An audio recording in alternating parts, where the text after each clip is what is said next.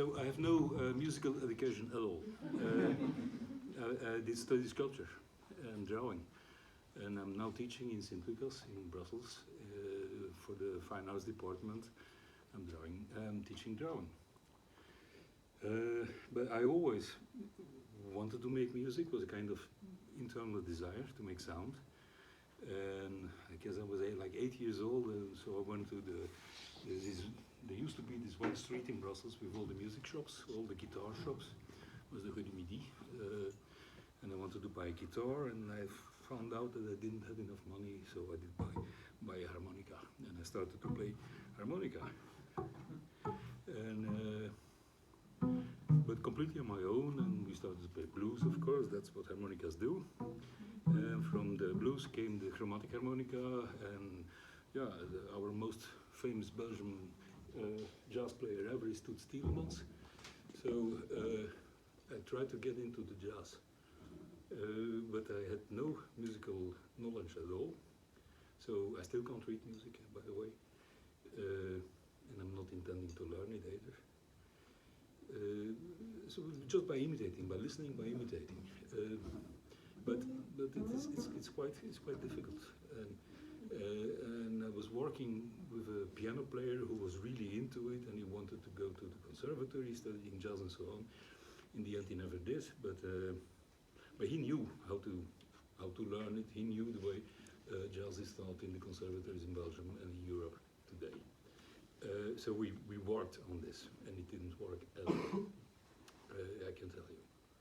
At the same time, I started the sculpture studies. I was like 18 years old, and we started a kind of band with. I did study sculpture. There is always a lot of rubbish hanging around, so we started to construct instruments ourselves.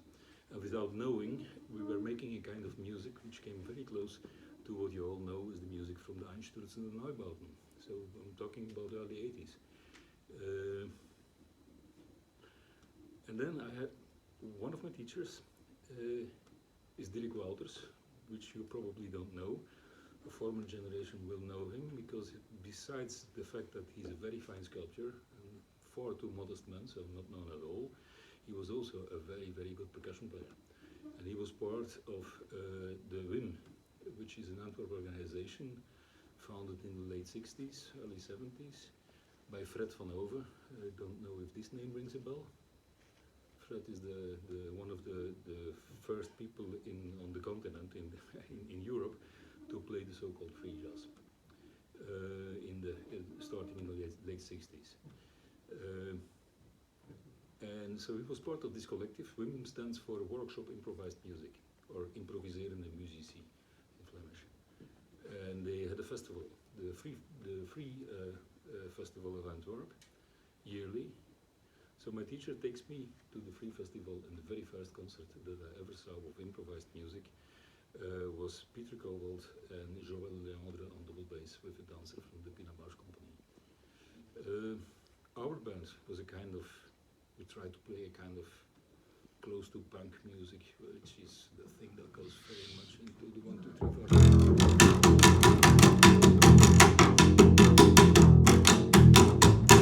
Which is for bass players extremely boring, unless you're really drunk on stage. But it has a lot of energy. And then I meet this music from those people, which the free improvised music from Europe, which in fact combines the complexity of the jazz and contemporary music and the experimental research on sound of the contemporary music, and this bound to the raw stage energy of the punk.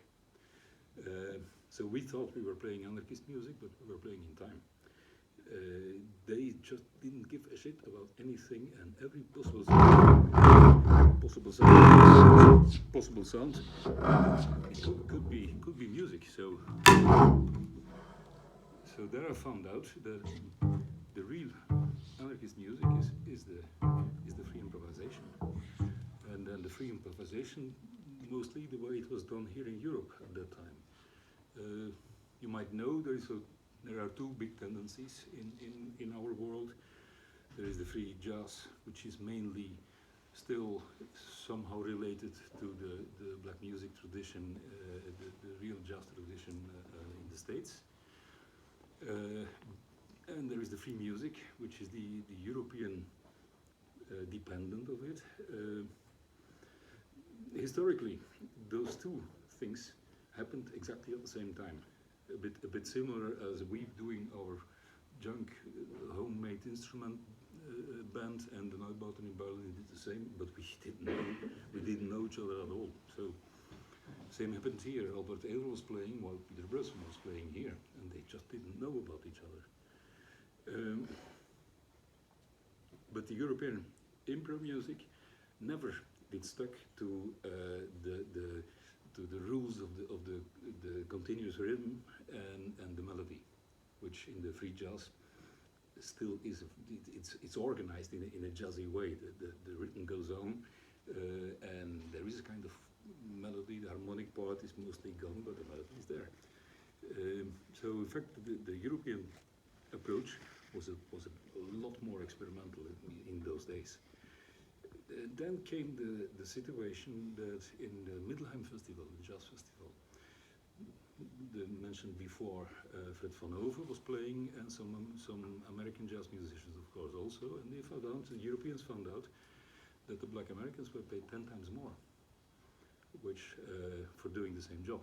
So Fred wasn't wasn't lucky with this discovery, and he started the Free Music Festival in Antwerp, which was in the early days like a really anti-festival. It was organized on the same days as the Middelheim Festival, without any support. It was completely self-supportive in a real punk style do-it-yourself way. So it started, but afterwards the things came together, and Fred became a well-known, worldwide well-known musician, and also this problem of the salaries, of the fees, was solved. So yeah, the world came together again.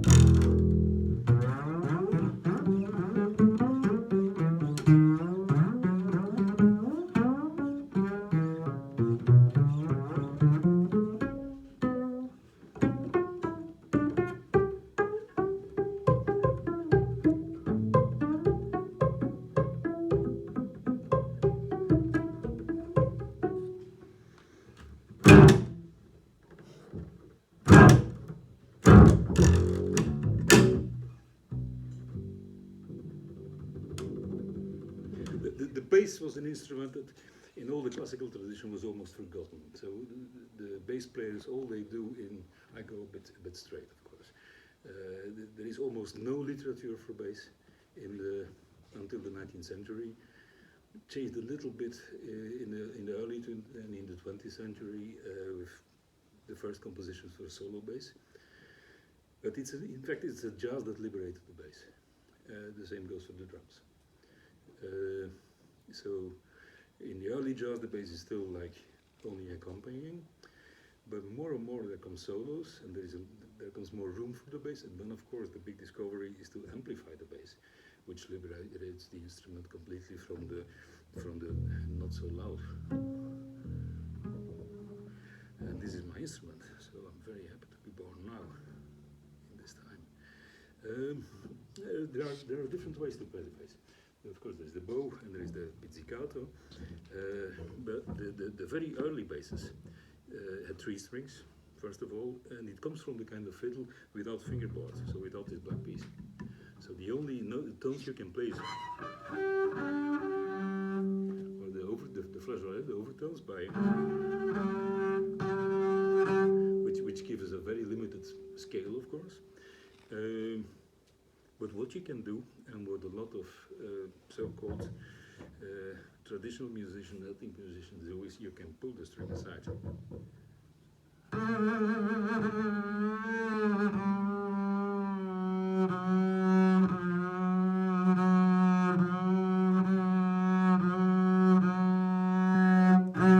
Which gives the same sound effect, almost, a little bit tougher, a little bit less brilliant, so to say, but it gives you the possibility to make a kind of vibrato, the vibrato, which is quite limited in the classical way, but by pulling the string aside, and there comes my interest in the bass, of course. The nice thing about the bass is that the strings are so thick that they don't break. Do the same on the cello, your strings are gone. Another big advantage of not using the fingerboard is the fact that you can take 2 strings together, which is still easy, but you also can take 3 strings together, and then the bowing of the bridge is of no importance anymore. Like this, I can't touch 3 strings, but by bringing them together, I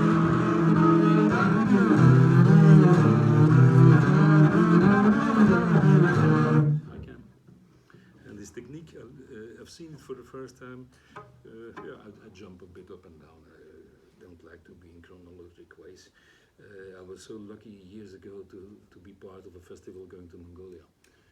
And the aim of the festival was to combine Western music, to not confront, but to put it aside the traditional Mongolian music. Roaring Hoofs Festival it was called.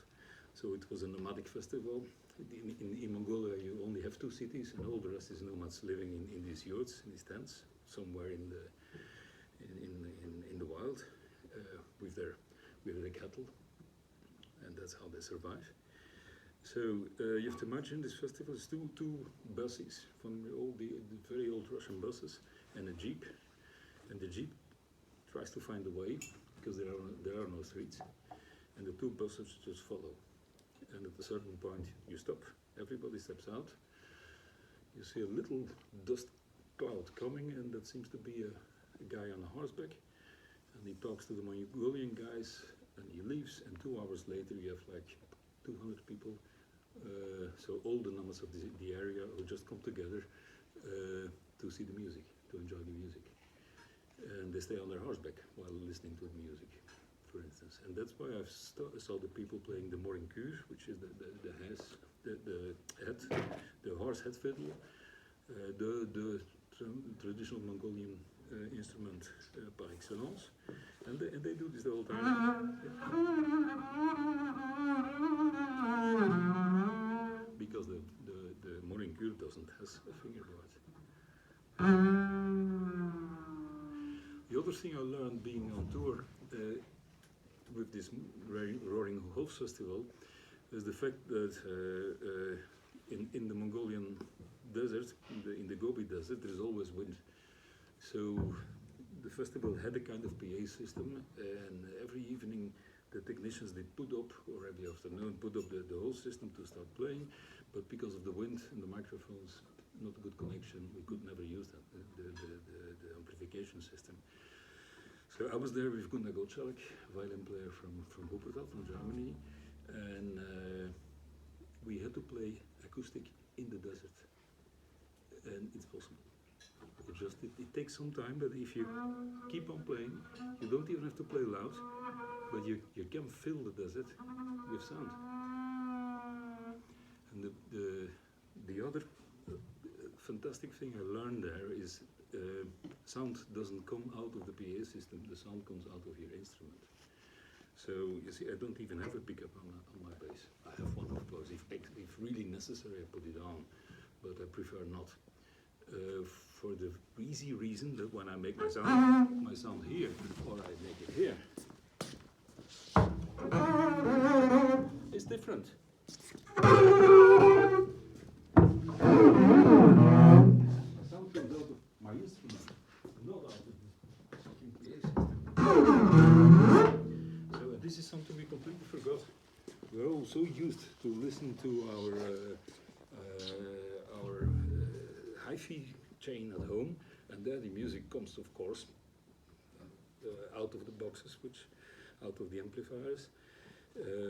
But in fact, that is not how music is made. And now we are so far that even in the smallest door there is a PA system. So you never ever have this experience anymore of real music coming out of an instrument. Yeah, for me that's basic.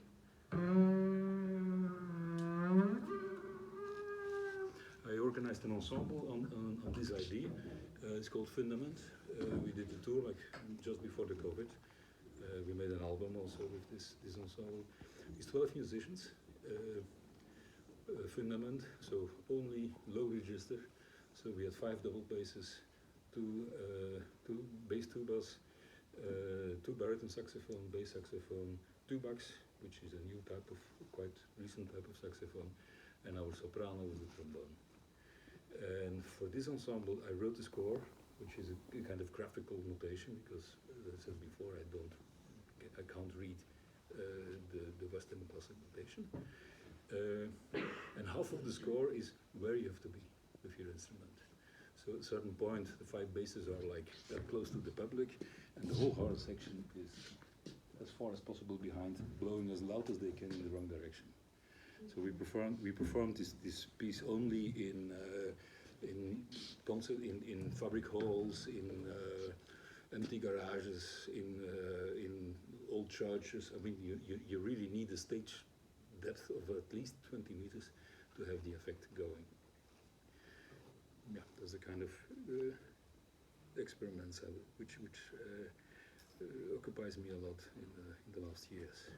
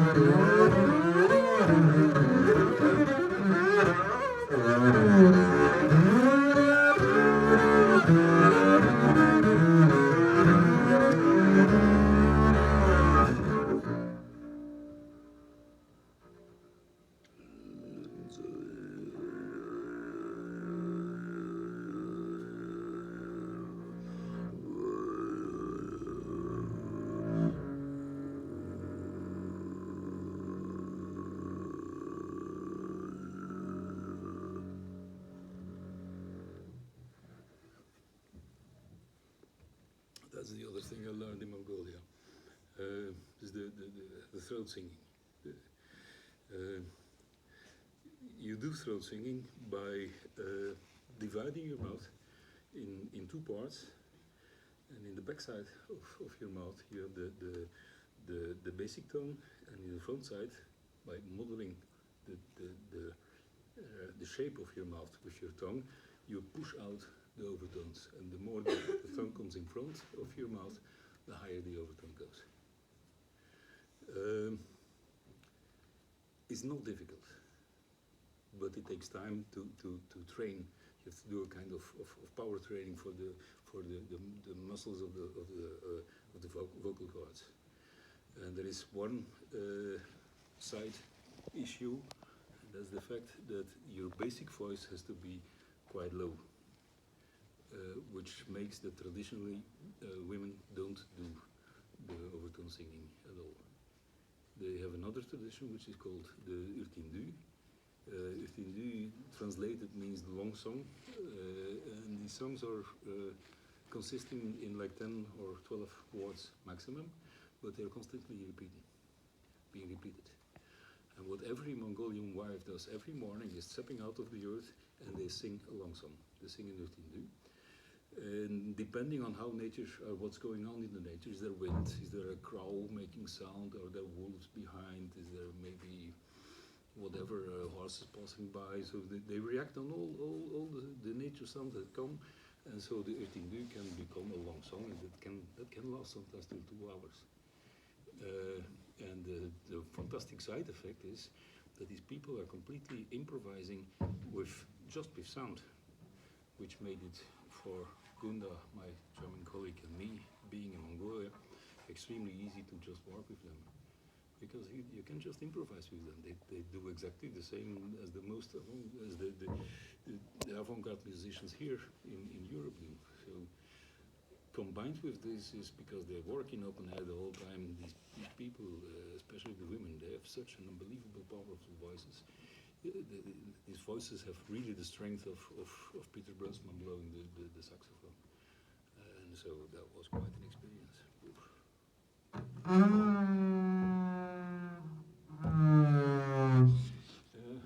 You maybe all know this kind of little instrument, which is, this one comes from Tajikistan. Is the so-called Jewish harp in English. Why Jewish, nobody knows. Maybe it's a kind of changement of the word jaws, because you keep it in your mouth. And for playing this, you use in fact the same technique as for the overtone singing. In Siberia and up to Mongolia, this instrument is the main instrument for the shaman. So we all have the image of the shaman beating a drum to get in trance. In Mongolia, not. It's this one. So they play the harp for hours and hours and hours until they're completely in trance.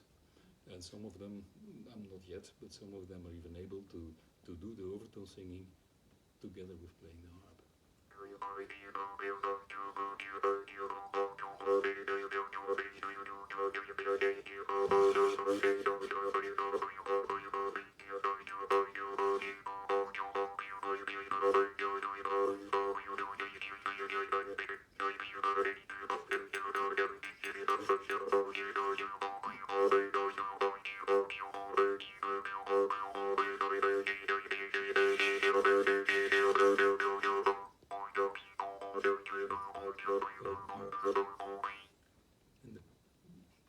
To make the sound loud, you blow and you inhale, which of course gives this kind of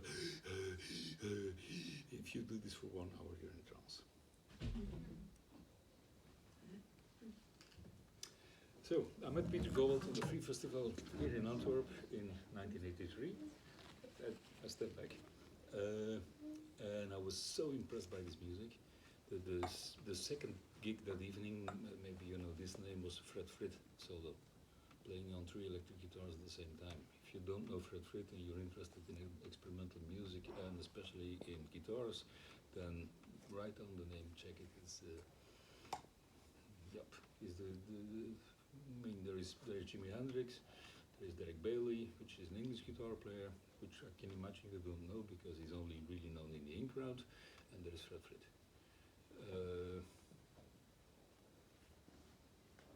he came out of the folk music. In fact, he's an English musician, and did dive into jazz, free jazz, improvised music. But he's still doing a lot of rock, and I mean, it goes in all directions. He's one of the main sidesmen for John Zorn, for instance. In a lot of John Zorn's band, he just plays bass guitar and keeps the band on the ground. There is a beautiful documentary made about one of his 2 years long tours. It's called Step Across the Border. Check it up, watch it. It opens your eyes and opens more your ears. And the third band was Doppel Moppel Quartet. It was 2 trombone players, 2 electric guitars. So this was my first introduction in improvised music, and it was like a sledgehammer in my face. And yeah, the 2 basses.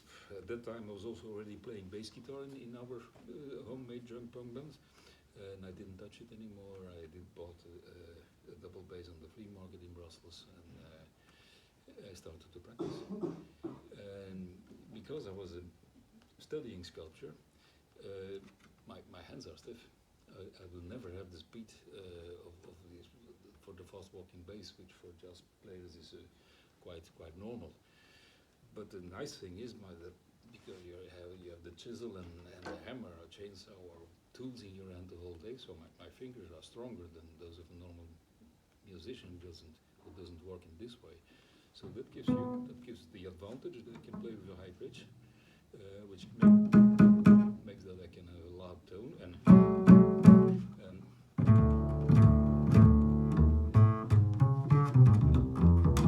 so you make from a disadvantage an advantage for your personal music, and that's where the improvised music is so interesting.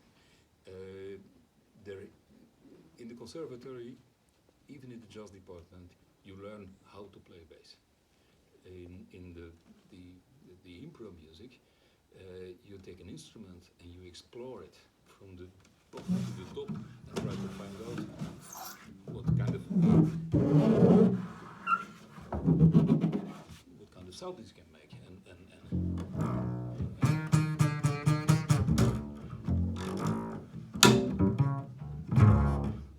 And so, in fact, you don't have even the place of a musician in an orchestra is not fixed. The bass doesn't have to be the supporting thing the whole time. The bass can take the lead. The saxophone can like whisper.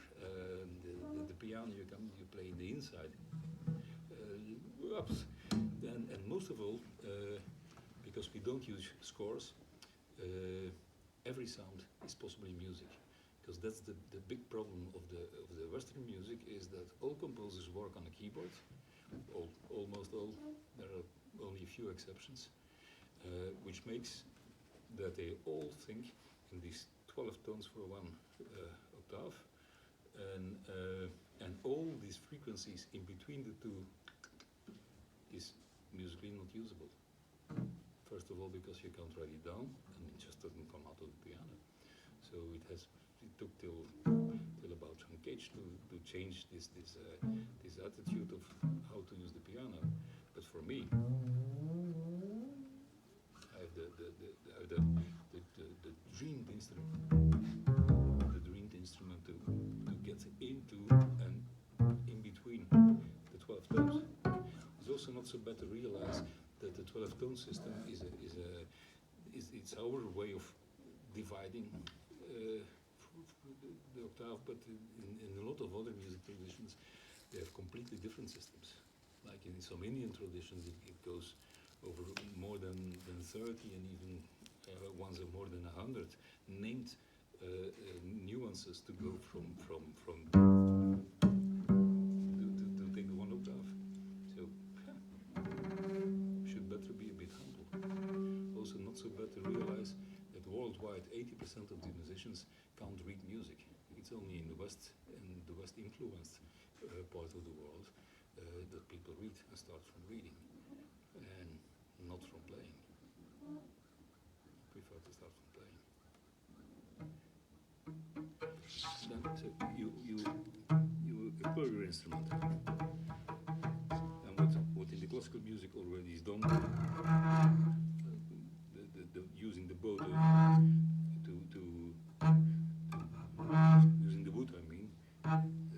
has that also. But like, I mean, you have this nice end. It's nice end.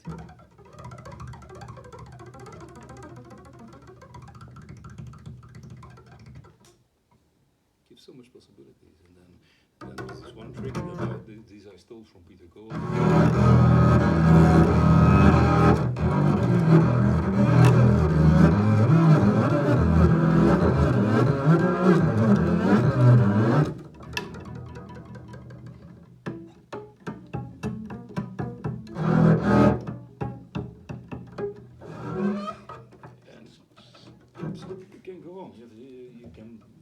Okay, there's the left hand and there's the right hand. And normally the left hand takes the strings and the right hand does the attack. But why not do it differently? And now I can do it.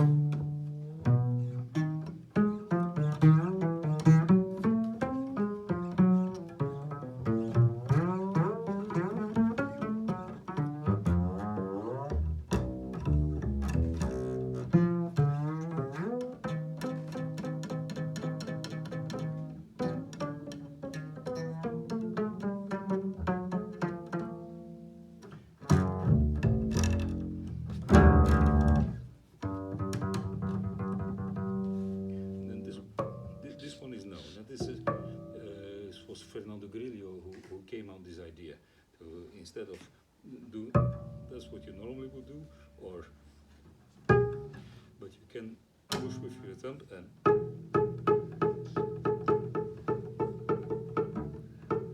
in this overtone you have to find the right position and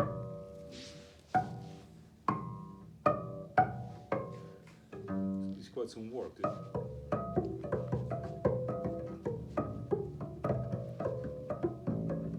Most of these things come by accident. Like the way to get stuck, maybe you realized I did it several times, but now during the playing I didn't stop the playing. I just used it and.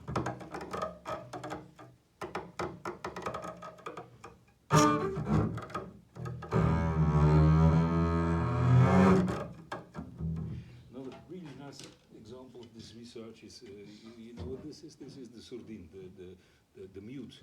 And normally you use it, you put it on the bridge, it makes the bridge more heavy, which makes that instead of a bright sound, you have a sound like.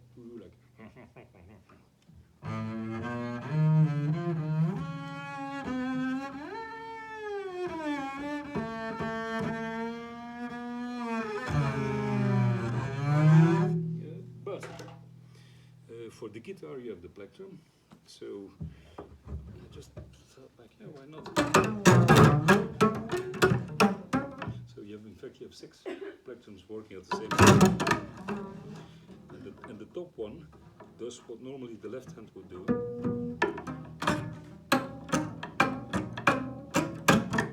But then he also takes over, and now it's the top one who plays, and it's the down one who stops, and now you hear the string from the down one to here, which is this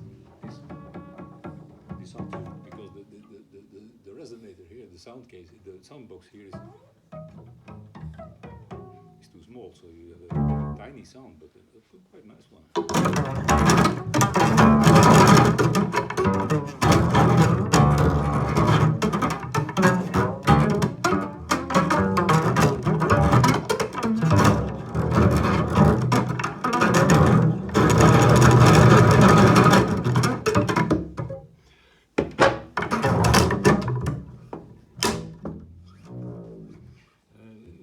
To play some blues sometimes at time, and then you have the bottleneck.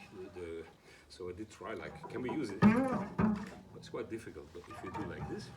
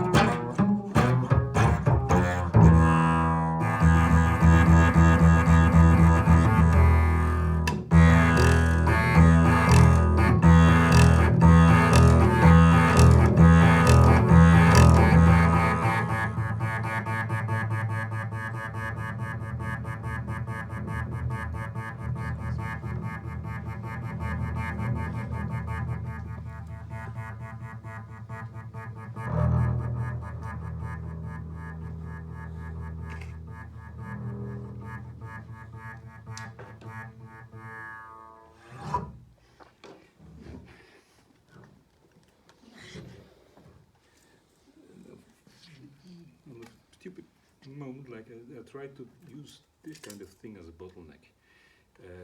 Doesn't really work.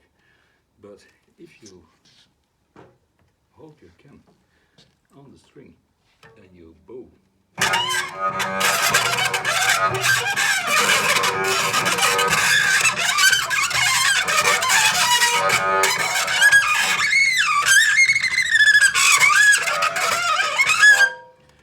yeah.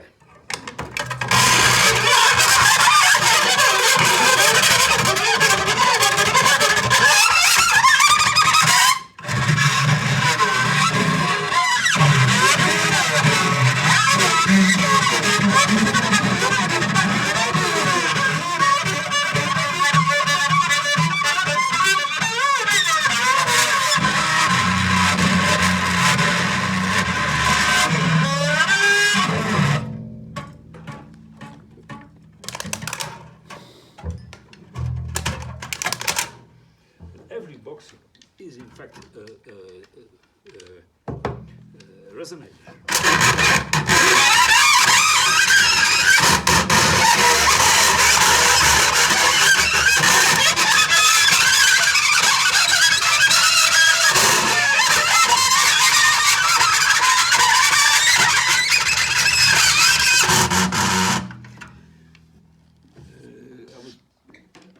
When I came to this nice idea, I was playing a lot with mostly electric guitar players or piano players, but like Fred, who was the Cecil Taylor approach, like, or I played quite often with Terry X from the X, and those guys go fucking loud. Well, this was my secret weapon to somehow get into them.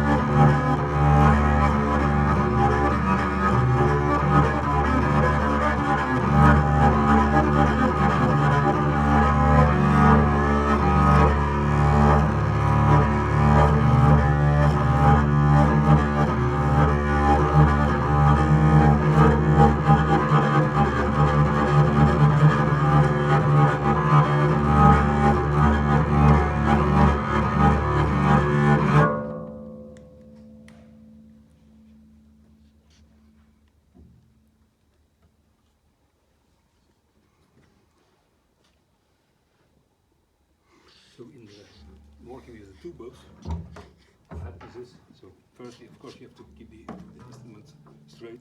So I grab the instrument between my knees, and now I can do whatever I want around.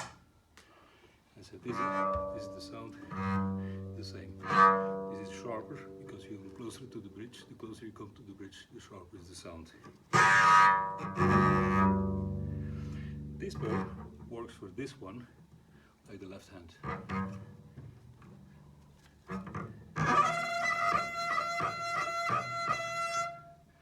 And this bow works for this one, like another left hand.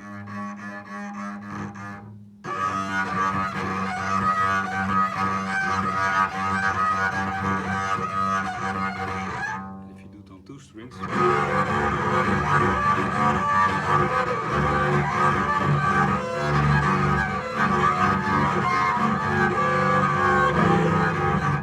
then sometimes you can grab the string under.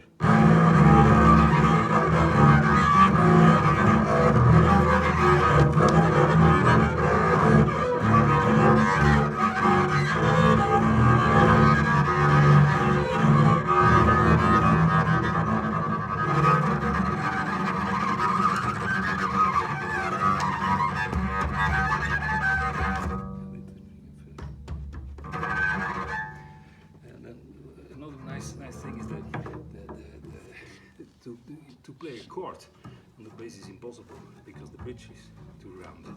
If you take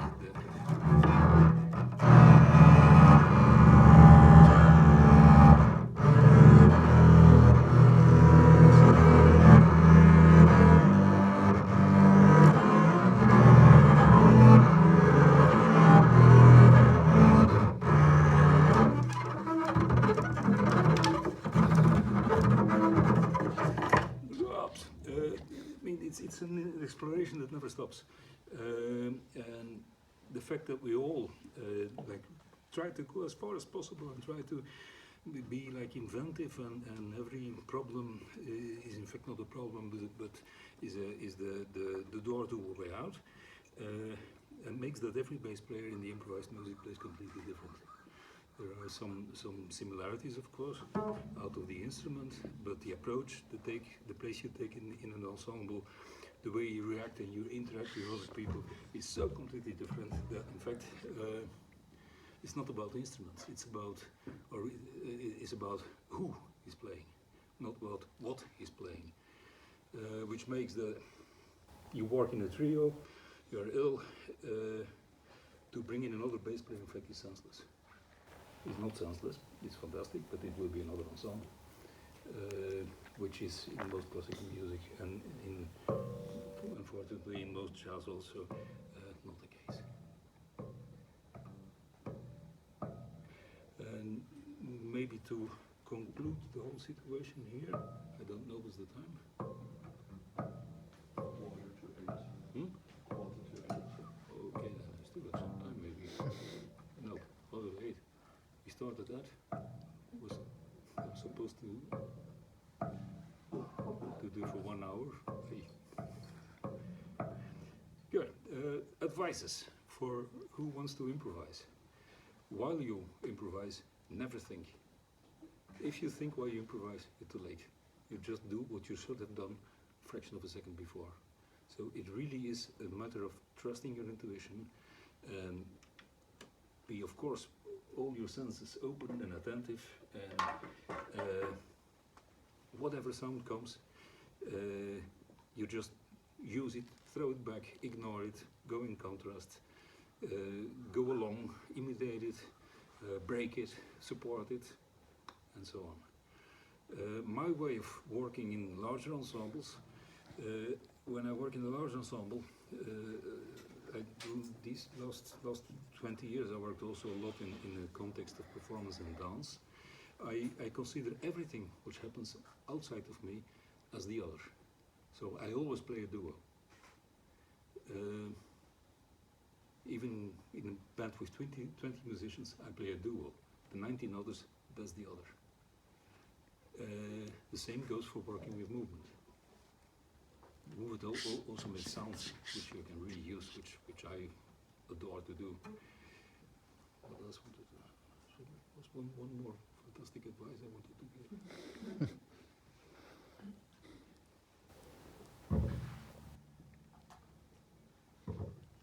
It's on mute. Questions? Do you need to replace often certain things you use because you are quite Strings. Well, I'm really lucky to have been, by coincidence, that I came to the bass. The strings are so thick I started playing the bass when I was like 17 years old. And so it's over 40 years now, and I had twice a broken string. And this also? Well, the hair goes, Ah, yeah. and but the hair has to be replaced. That's for the classic musicians. It goes exactly the same. Yeah, what I realized is when I started to try to do this work and to get into the volume and into the dynamics and so on, I used a lot of hair and I broke them. But it's not only about putting power. It's much more about getting the speed is very important.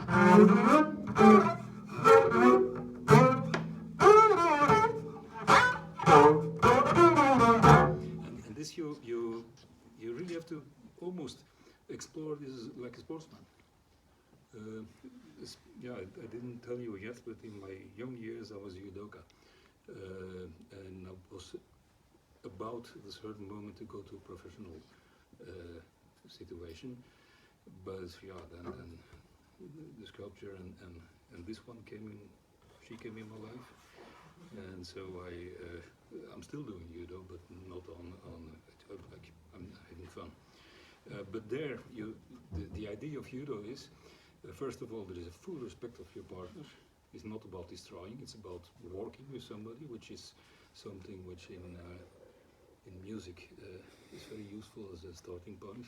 You often have ensembles where musicians try to be the strongest and the most fit and the alpha animal, and so this is not what brings the music. And the second thing is you try to have as the output, the effect of your movement has to be without effort. Every little effort you do needs an extra result. So you really try to work in the reduction of the effort. That's what judo is about.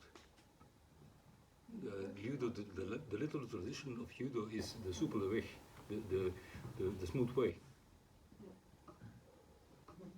So yes, I do replace this. No, and normally you cut them off, but this is so, yeah, you find there's also something. Okay. Now, okay, yeah, the last thing on the technical side.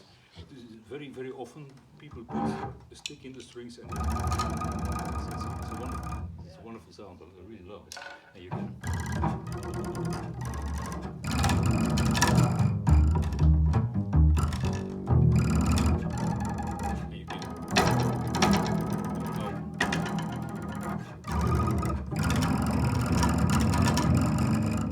But if you use the second string stick and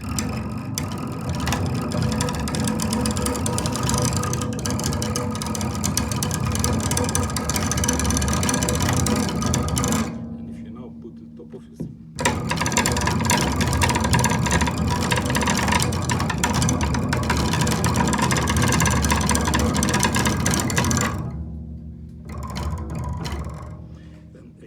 and yesterday, literally yesterday, I never used it, but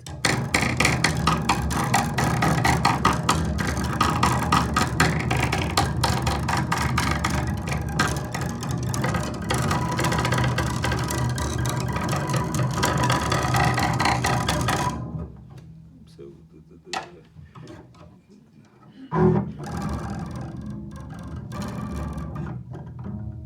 it never stops. And this is the same goes for the arts, for the sculpting. I mean, it's not because you made the most beautiful sculpture that you ever were able to make that you will stop making sculptures. No, it's the other way around. That's what motivates you to make the next one, because there always is something which is not could have been better. In the music, it's like every concert, I realized that. Afterwards, thinking back, so I said, don't think while you play, but think before and after, of course. So you analyze what you did and you try to realize what went wrong. Don't be focused on what went right, because repeating what went right is possible, but then you come to a kind of composition, which is another form, which is fantastic, but it's another form. And then then you need like a huge like hours a day studying on your instrument to get on this level. What I try to do is not to repeat every evening the same level of playing. No, every evening is a one-time thing, and every evening you go to the possibilities you had on that evening. And not every day is the same, so every concert, every day is different. And that's the reason why for a long time we refused to make CDs. Like, why to make a CD which is just a one-shot, kind of like making the CD is like making a picture of a sculpture. You only see one side, you don't see around. Some pictures are better than others. Some pictures are even that much better that when you see the sculpture in real, it's disappointing. Which happens also with recordings, because in the recording, of course, you can manipulate a lot afterwards, which is wonderful for the music. But for a long time, I just didn't want. I didn't see the point. A good friend of mine has this fantastic concert series in Köln, in Germany, die nicht dokumentierbare Ereignissen. And that means the events you cannot documentate. And in this series, you're not allowed to tape. You're not allowed to make a photo. You just have to be there. That's it. If you weren't there, sorry. In the meantime, I had to give up, mostly for like practical reasons. If you don't bring out CDs, there is no festival who's going to invite you.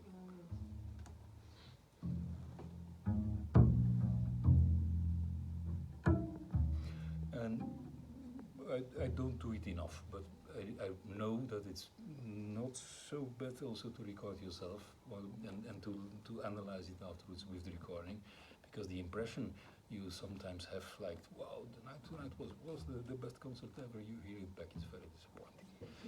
And the other way around happens also. You really think, what have I done? And you hear it, and it's like, yeah, something happened. That has a lot to do with the expectation you have yourself. And if what comes out didn't fulfill your expectations, you sometimes think it was a wrong concert, but you just ended up somewhere else, which is maybe a wonderful place to be.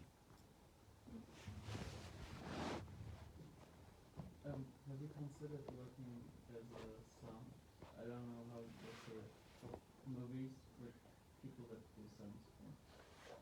I made a lot of music for theater, for films, for documentaries. I worked quite for radio plays. I made new music for two of the Samuel Beckett radio plays for the Belgian radio. And now I'm one of the main focuses of my work now is collaborations with contemporary dance. And then I'm with the instrument on stage, and I'm part of what happens. I mean, I'm not a musician who stands in the corner and just make music. You know. Now we are working on a project already over years, where we consider everything that happens as well as movement as a sound. So all dancers, even most of them, are not focused on what sound their movement brings. In this project, they have to be concentrated on the sound as well. They start singing as well, and all the musicians also like run around with the instruments, play with it. At a certain point, the instrument just goes down, and I just become a dancer. And this is a project. I guess I will be busy with this for the rest of my life.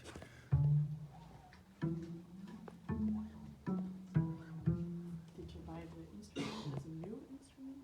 And do you think you will ever have to buy a new one? Are you It's my second bass. The first instrument I bought got trouble, like this one also have to work on it, and it got cracks, but not by the playing, by the traveling. I mean, I try to travel as much as I can with the public transport, so I have a car, but I hardly use it. And then this instrument has to suffer a lot in the traveling. Yeah. And this one, I can share the story. It was I bought it in Budapest from a gypsy whom I met in Brussels, playing in a gypsy orchestra in a restaurant. But this was really the top gypsy music. It was absolutely fantastic. So I was like, wow, talking afterwards, and the guy phones me or sends me an email a while later, like I had a heart attack and I have to calm down, I can't travel anymore, I want to sell one of my instruments. I had no money at that time, so reply like I can't do it, don't have money. And like 5 years later, I get another email from the same guy telling I had my second stroke, I have to stop playing, I sell everything. And then I took my car, I went to Budapest and I did buy two basses from him. And the funny thing is that every 2 years, this guy gets another stroke and has again two instruments for sale. So I guess he changed business. But the good thing is it's a brand new instrument. It was when I bought it 20 years ago. It was a brand new instrument, but already like worked on to make it look old. But it was very cheap, so I didn't care. I mean, I saw immediately that it was not an antique bass.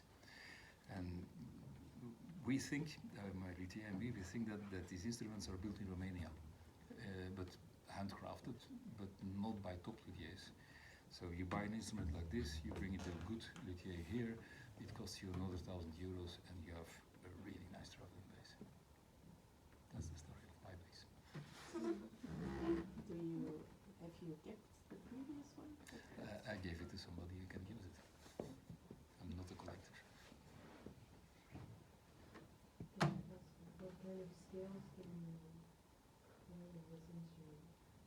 What kind of scales? Scales. Scales? What are you talking about?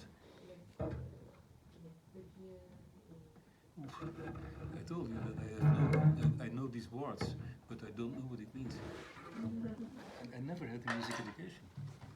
So I literally took the instrument and tried to play on it. And I was using the bass guitar, playing the bass guitar before, so I knew the tuning I knew. But like bass players normally do in the classical ways, click these two fingers together, so this is the first position. But on the bass guitar you don't. On the bass guitar you take one fret on each finger. So I just didn't know, so I play like this. so you play by ear with the people you work with? I can't read music. And like I said before, 80% of the musicians of the world can't read and play by ear only. I'm not alone. There was another question. Do you think you can play every instrument? Do you think you can play every instrument? I mean, if you started the piano, like, if you stuck with something else, if, Is the question personally for me? Or yes. oh, that I would, I don't think about changing my instrument, of course not. Not now, but in the beginning, maybe that you. Oh, I mean, you have to. You This is. just have so much fun with You see the position when the instrument starts trembling, it takes you completely. It's and it's a human instrument. She. It's clear, no?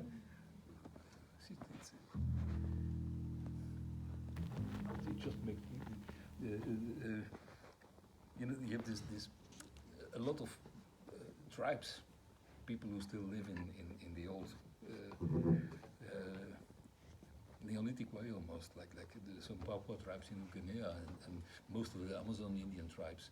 They don't know the word work.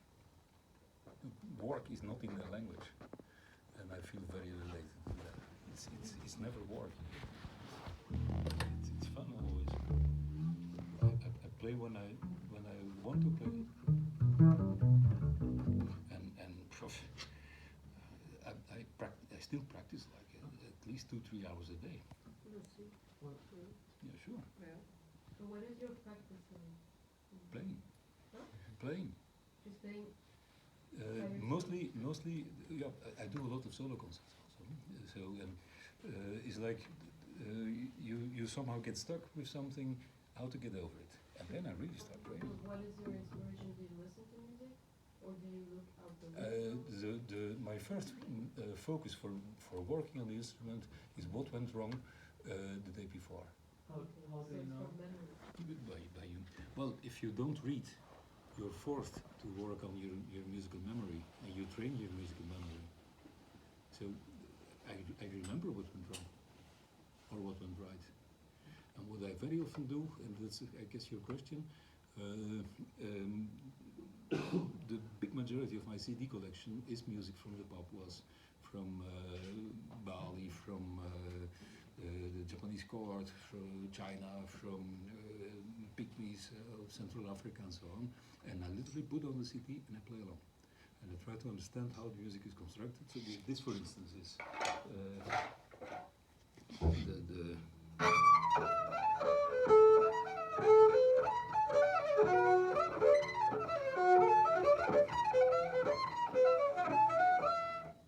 that comes from pygmy.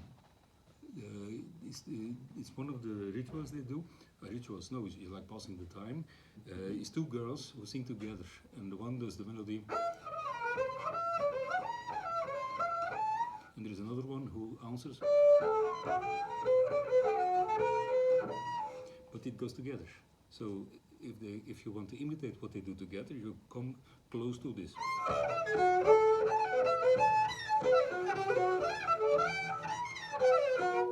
But it's of course not a literal copy of what I heard on the CD. It's like I'm not two pygmy girls, so I don't have to sound like two pygmy girls. But what I heard inspires me, and I try to get there. And of course, I don't get there completely, but I get somewhere else, which is a good place to be. And in this way, it became part of my musical language. And the nice thing is, my thumb is free, so I can at the same time accompany myself by.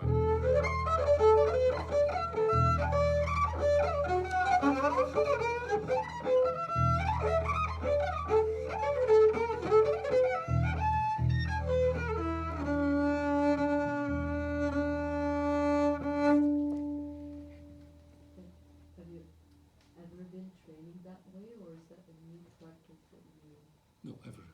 always do? Read the biography of the autobiography of Charles Mingus. He says the same. He was, and that was the way of learning from this generation of jazz musicians. Mingus was had a classical education. He played cello, and he wanted to play jazz. He wanted to play black music. And so he comes into the jazz context, and they just tell him, yeah, you know, the cello is not a jazz black music instrument, so you have to change to bass. And then he phoned. He got a double bass. First of all, he tuned it like the cello, so wrong. So it took him some time to find out that this was not the way. And one of the main bass players at that time, name I forgot, because there is no recordings of him. He gave us advice: you just put on the radio and try to play along. And okay, I don't play along with the radio. I choose the music I want to work with, or the music that inspires me, that takes me. And I can advise you all: please listen to music from all over the world, but dive into the authentic stuff. I mean, there is a lot of so-called world music, which is mainly made for Western tourists, and which is like flattening a bit what the real thing is. You have to go to the real thing. Yeah. Why do you consider yourself a musician rather than a performance artist? Is there a difference? Yes. No. I mean, music is a kind of performing, like dancing is a kind of performing, like performance art in like the context of contemporary visual arts is a way of performing. I really, basically, I really don't see the difference.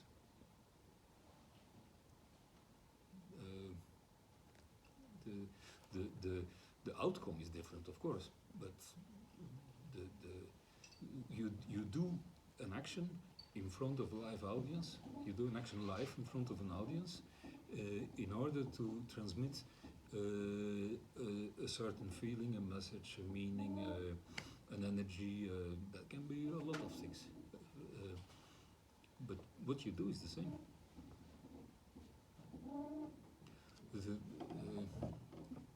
Maybe nice to in this context. William Parker is an American bass player in the free jazz scene. Played a lot with Cecil Taylor, amongst others. And he says about his music that he, in fact, is not a creative musician. He says that he's a transistor radio. The music is there, has always been there, will never change. There is music. There are the waves of the music, the energy of the music is everywhere.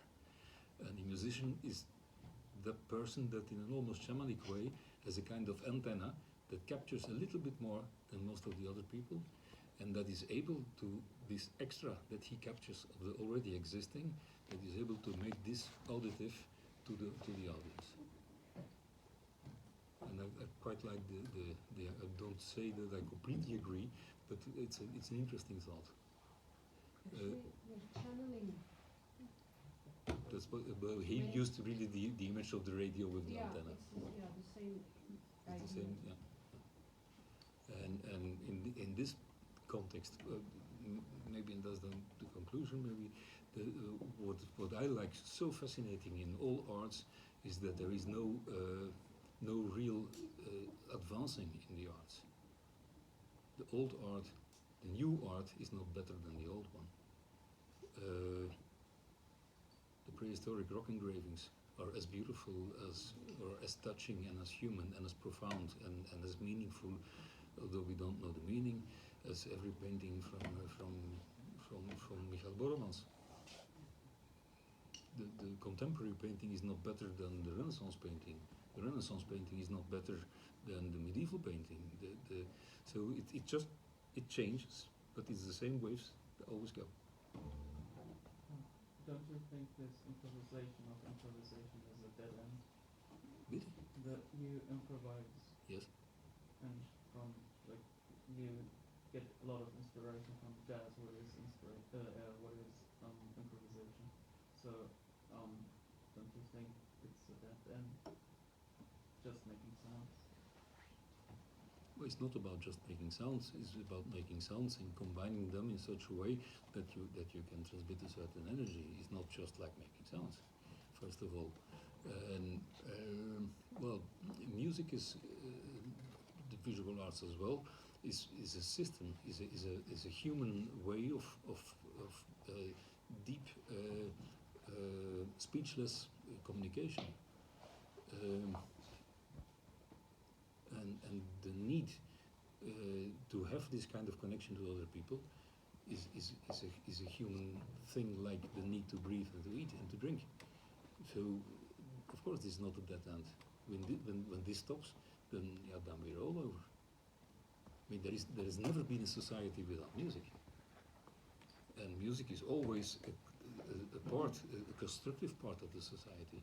It's what keeps us together. It's what defines groups. It's what brings people together. Well, basically, music is made or for love, to attract, or for war, to make people afraid. That's the two basic things for making sound. That's what all the animals do. They start crying if they are horny, and it's time to the spring is coming and it has to be done to get a new generation coming, or they're making a lot of sound to make the bird make sound to make the dog afraid, or to chase the cat away. And that we still do. What comes after improvisation? Other improvisation. Like what comes after? More. Oh, more. But it will just move. It will move. In the improvised music, what I'm talking about and the scene I'm working in started in the late '60s, and at that time was like power, and go as speedy as possible, to the reach break, and so on. And at a certain moment, it's a lot of rock musicians, amongst them the Fred Fritter, who was mentioning before, get inspired by this and started to get into the scene as well.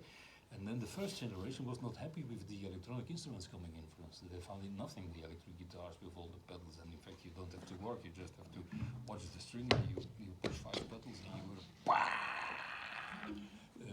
it was like too easy. But of course bullshit, no. Every way to make sound is usable and then after this came a new generation, which is called they called themselves Introduction. It's in the Berlin scene very popular. Now it's almost over. And they're on stage with like 10 musicians on stage, and you hear this.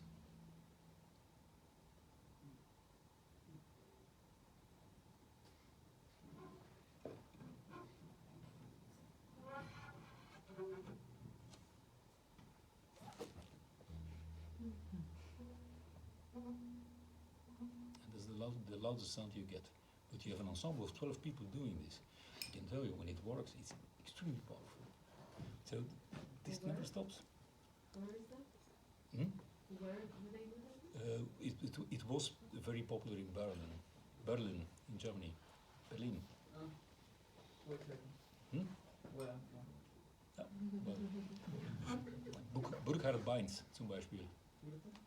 Burkhard Beins is einer der wichtigste. Oder Axel Döner, trumpet player. Well, if you're not in the music scene, you will know. I'm sorry, I don't want to interrupt. No, it's okay. If you don't, if you throw all the colors in a pot, comes brown. It don't goes you think grey. Don't you think it gets at some point boring to make so many sounds that it becomes all the same at some point? Sure. But you have so much fun playing it. Yeah, but I'm not boring. what I did tonight is not a concert. I gave a kind of demonstration, talk about, and try to explain how it works. But I'm when trying to understand what fascinates you, just in general. well, I mean, I could do a lot, and I could make all the sounds together, and I could do everything mixed. But the same goes for every painter. He has all his paint, and does he? No, he chooses which color he takes, and he chooses the lines he will put, and he chooses where this color and where this color. And in making music, you do the same. It's not because you're able to do all the things that you do them the whole time. You choose what you do. And in the improvised music, you do this in an extremely intuitive way. And the the same goes in painting. You have there is this extremely intuitive painting, and in contrast you have the completely controlled painting, and both are okay. They're just different. But how can you tell whether you're making sounds or making music? Ever heard of John Cage? Sorry. Did you ever hear of John Cage, American composer? No, You sorry. should look it up. There is no difference. Every sound could become music. It all depends on the context you put it in. And this is something in the contemporary art we know in the meantime. Music is not completely accepted yet. Every action you do could be a dance movement. Every sound can be a musical statement. Every sign can be a work of visual art. It's all about how you combine the things, and how you live them, and in fact also the conviction by how the artist brings his thing. That makes very often a work of art being working or not working, or fake.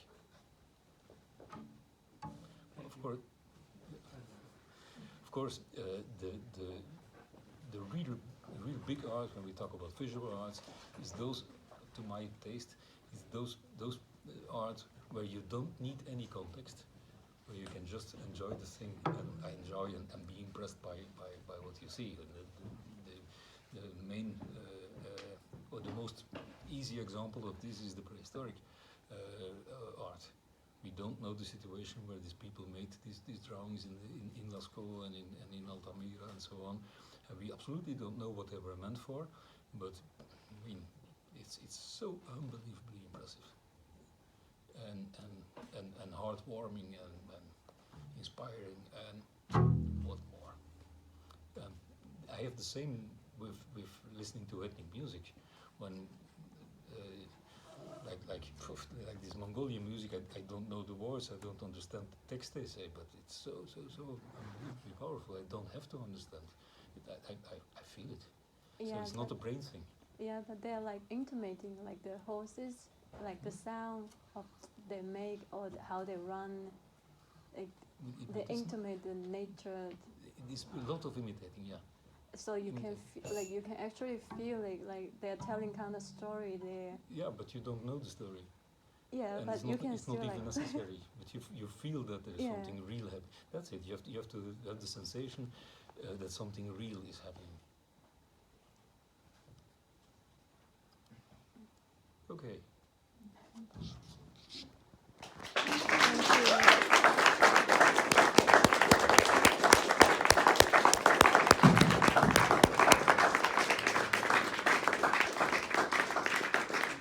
Thank you very much. Thank you.